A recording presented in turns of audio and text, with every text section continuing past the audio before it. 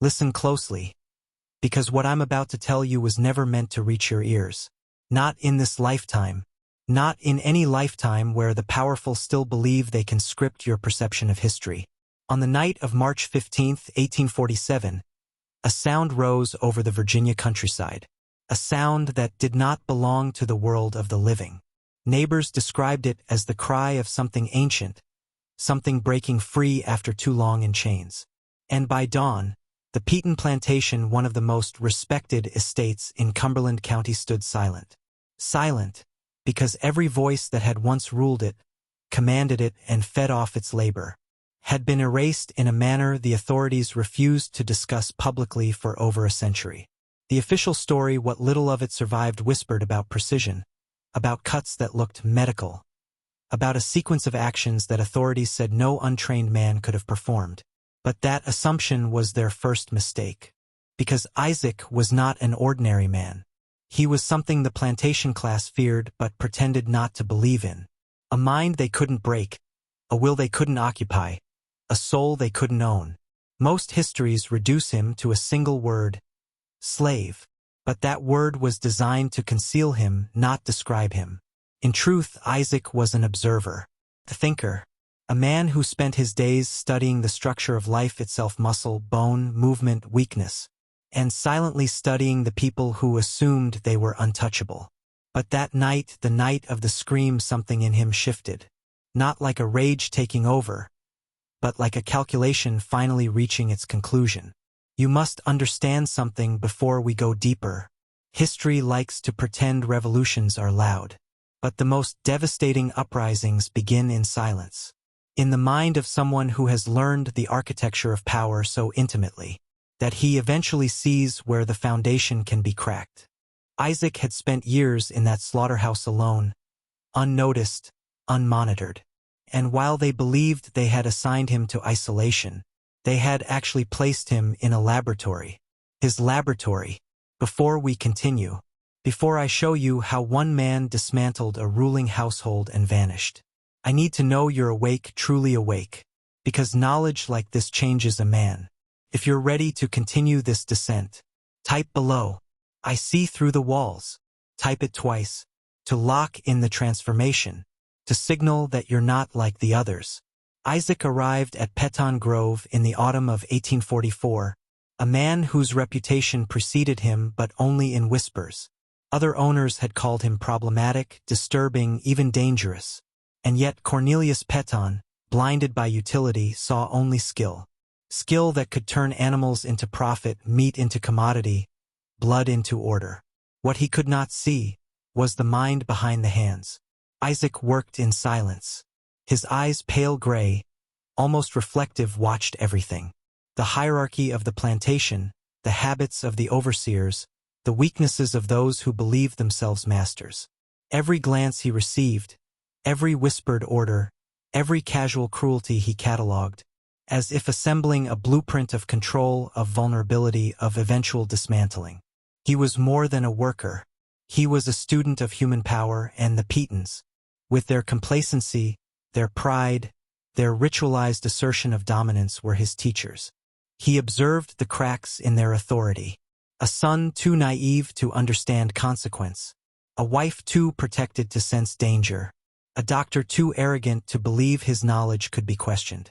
And yet Isaac did not act immediately. The difference between chaos and order is patience. The truly dangerous do not strike at first sight. They wait, they watch, they study. The screams that would later echo across the Virginia hills were the result of years of observation, years of understanding how power manifests and falters in those who think themselves invincible. But there was something else, something more profound at play. Isaac was not just calculating revenge. He was dismantling a system, a living example of corruption, entitlement, and cruelty from the inside out.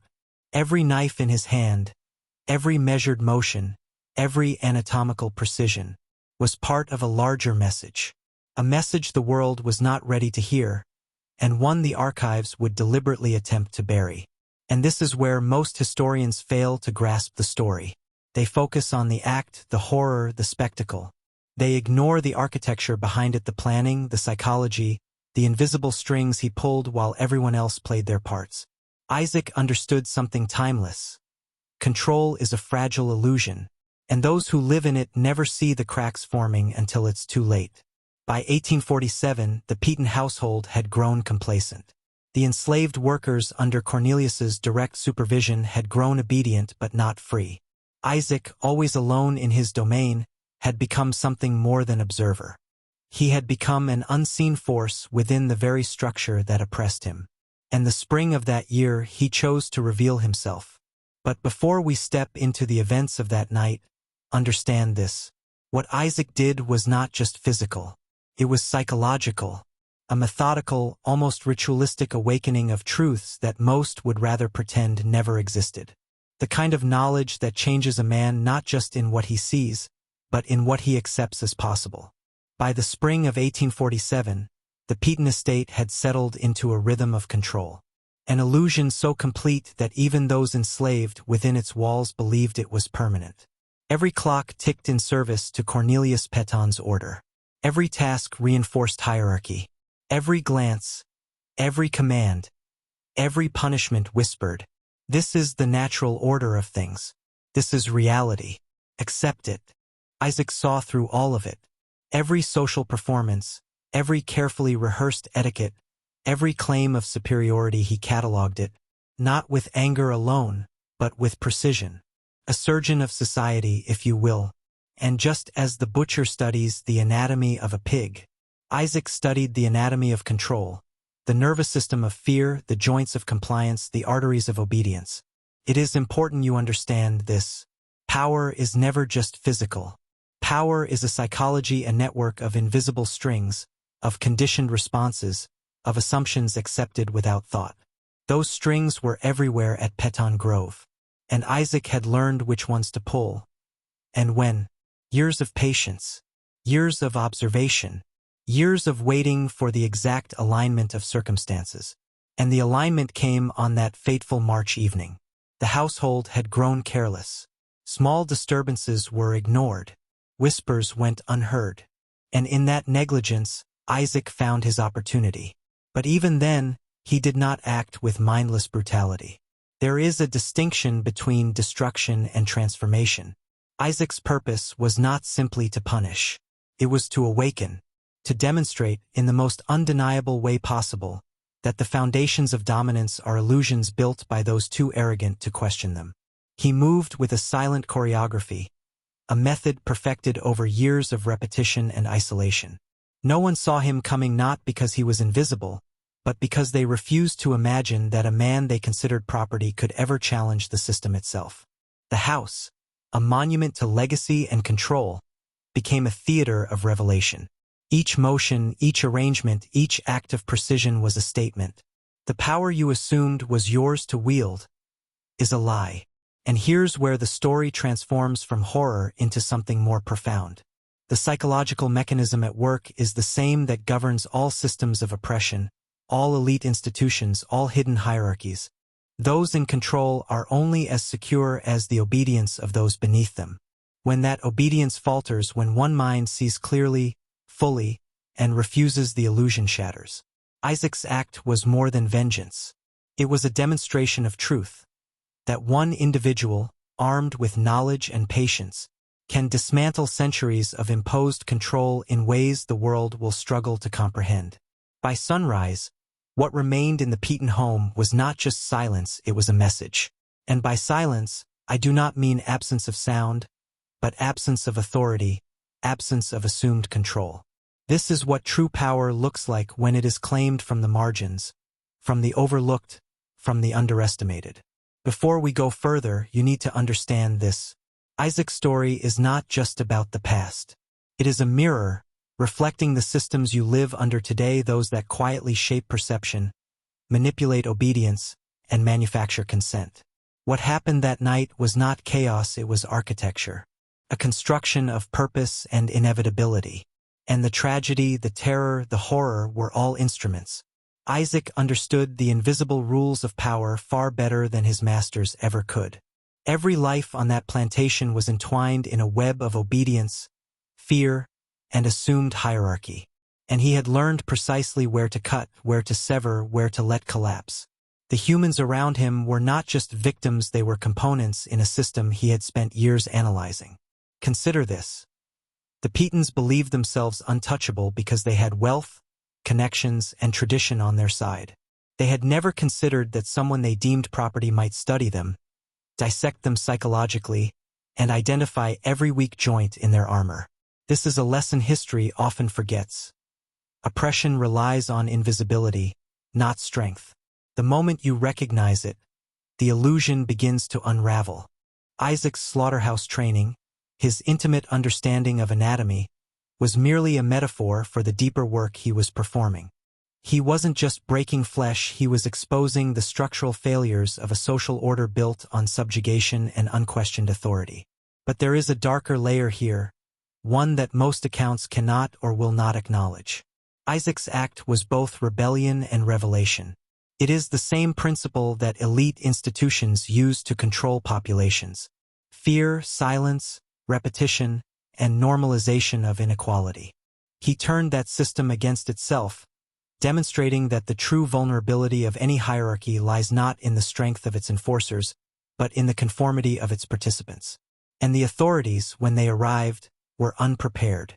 They were trained to see the world in terms of law and order, not patterns of control. They cataloged evidence, they recorded facts, they attempted to reconstruct the scene.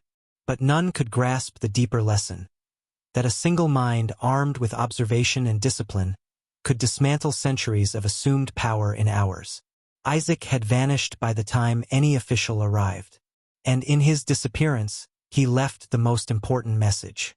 Power is an illusion until it is consciously wielded. Those who assume it by birth, wealth, or status are already defeated by those who see clearly. This is the point where history tries to stop you, where textbooks sanitize, where public memory pretends nothing happened. But you are not just a witness. You are here to understand the system itself, to see the patterns that repeat across centuries, and to recognize the invisible strings that tug at every institution you trust, every authority you obey, every narrative you accept without question. Now pause. Type, "I see through the walls," twice if you haven't yet. Feel it. Solidify it.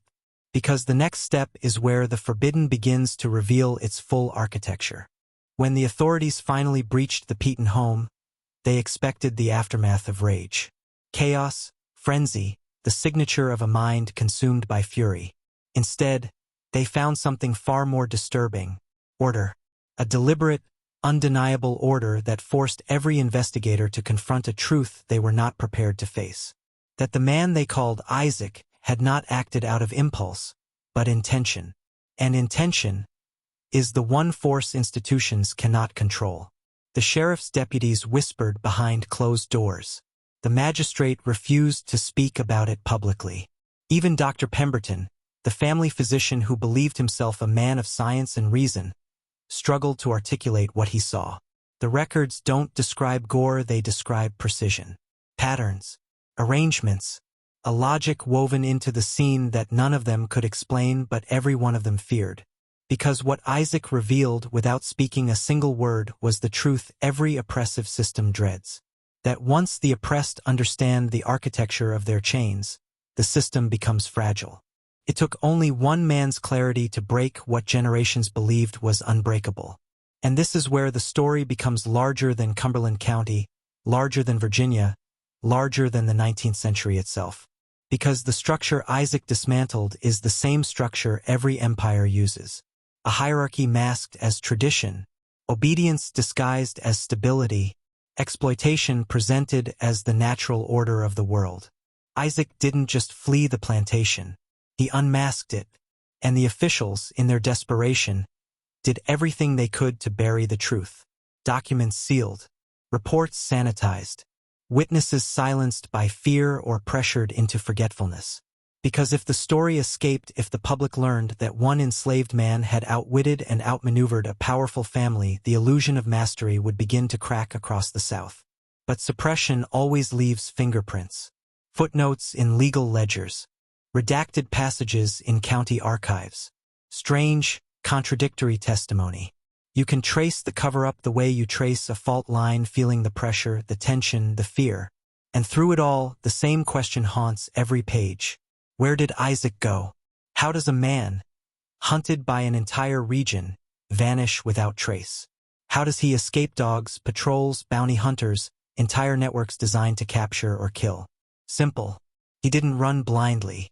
He moved with the same intelligence he used to dismantle the Peetton dynasty. He understood something the authorities never would, that the shadows of a corrupt system are safer than its spotlight, and a man who sees the architecture of control can navigate its blind spots like a map he drew himself. The next section reveals how he disappeared, and what he may have become. Isaac did not vanish by accident. He disappeared because he understood the rules of the unseen world better than those who pursued him. Every slave catcher, every officer, every neighbor searching for him operated under assumptions Isaac had spent years studying. He knew their routines, their blind spots, the predictable ways authority reacts to fear. And in that knowledge, he found freedom. But this is not a story of simple escape. It is a story of transformation. Isaac moved from being an instrument of survival to being a master of systems, human, psychological, and institutional. He had glimpsed what most never see, that every hierarchy, every institution, every so-called natural order is built on fragile foundations, and the moment someone truly comprehends the architecture, they gain power beyond force, beyond violence. Control becomes a game of perception, strategy, and patient manipulation, and Isaac had mastered it. We must consider the implications of this carefully. The Peetton Plantation was a microcosm, a small, concentrated lab for studying obedience, cruelty, and compliance. Isaac's lessons, learned here, could have been applied anywhere men wielded power over men, women, children. And while local authorities buried the story to protect the illusion of control, the lesson itself is timeless. Anyone who sees clearly can dismantle what others believe immutable. Think about that. The systems shaping your life, your work, your society, every law, every institution, every order you assume is permanent, are only as strong as the compliance of the people inside them. One mind that refuses to submit can unravel an entire network. One person who understands the architecture of control can turn invisibility into dominance. Isaac's disappearance is also a warning. He teaches that knowledge alone is not enough. Strategy, patience, and the courage to act in ways others cannot imagine are required. He vanished not because he was lucky, but because he internalized the principles of freedom within captivity. He turned observation into mastery, isolation into education, and oppression into leverage. And this is where most histories fail utterly. They focus on the crime, the chaos, the spectacle. They do not reveal the psychology behind it, the lesson in systemic awareness, the subtle dismantling of assumed authority. Isaac's story is not simply about rebellion, it is about seeing, understanding, and manipulating the structures that claim dominion over human life. It is a manual in power hidden inside a historical footnote, a truth disguised as horror. In the next section, we confront the aftermath, the system's scrambling, the cover-ups, and the lessons buried in shadow. Because understanding what Isaac left behind is where the forbidden knowledge begins to intersect with our world today. The aftermath of Isaac's disappearance was as calculated as the act itself. Local authorities scrambled to preserve the illusion of control, burying records and sanitizing reports. To the outside world, the Peetton massacre never existed. Or, if it did, it existed as an unsolvable mystery, an anomaly in the orderly story of Virginia plantations. But those who study power closely know, anomalies are never random. They are lessons in plain sight, if only one dares to see them. Isaac's legacy lingered not in documents but in fear and instinct. Neighbors, overseers, and plantation owners suddenly questioned their assumptions. Was obedience real? Was their authority natural? Or had they simply been living in a carefully maintained illusion, one that could collapse with the insight of a single mind? Every whispered tale of Isaac became a symbol, an unspoken cautionary legend that haunted the very structures that sought to dominate human life. And this is the mechanism every elite institution relies upon. suppression, sanitization, normalization. Hide the truth long enough, and the world forgets to question. Isaac's story survived only because fragments, buried and overlooked, resisted erasure. And these fragments reveal something profound. Systems of control fear clarity more than chaos. Clarity exposes the seams, the vulnerabilities, the levers of manipulation. It forces the powerful to confront their own fragility, a truth they would rather deny at all costs. But there is another layer, one almost invisible. Isaac did not merely dismantle a household, he demonstrated the pathway of transformation. A man born into subjugation, armed with knowledge and observation, can transcend the chains placed upon him. He showed that obedience is learned, authority is constructed, and perception is malleable. What he left behind was not just a story of horror, but a blueprint in psychological mastery. And here, the lesson becomes personal. You are being shown what most people never see: how systems operate, how hierarchies enforce themselves, and how one mind can undermine them. This is dangerous knowledge because it illuminates the structures that govern your own life. It reveals the invisible strings that guide your choices, the subtle pressures shaping your consent, and the cracks in authority you are conditioned to ignore.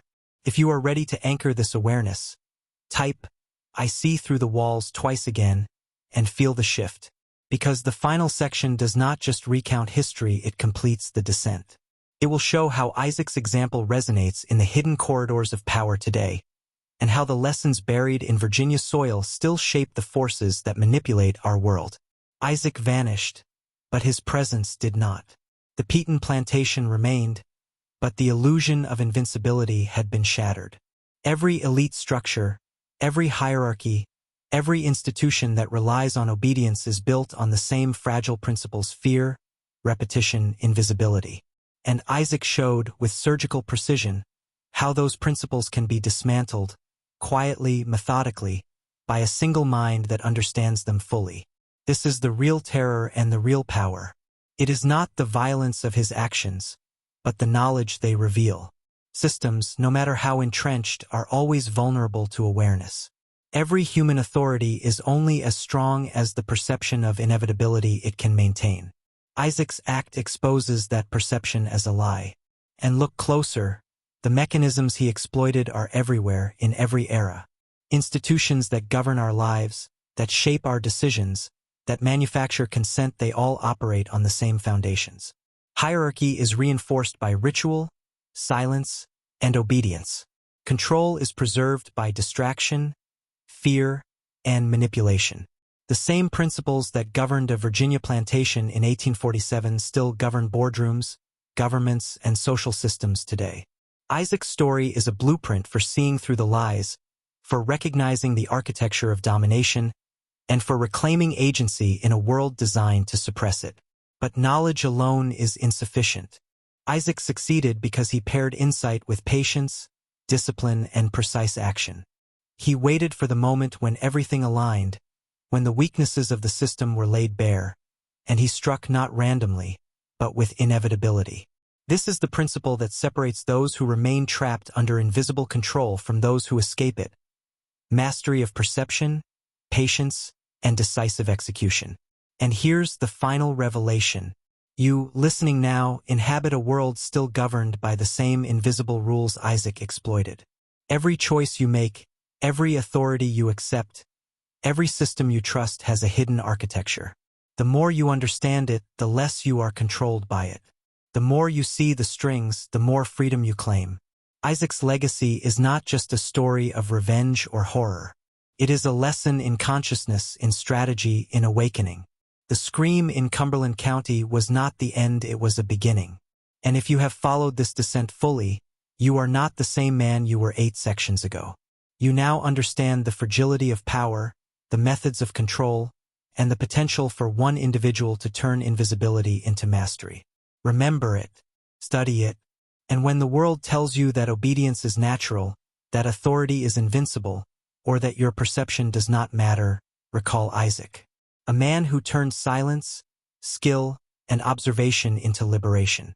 A man whose knowledge, buried for decades, still echoes in the patterns of power all around us.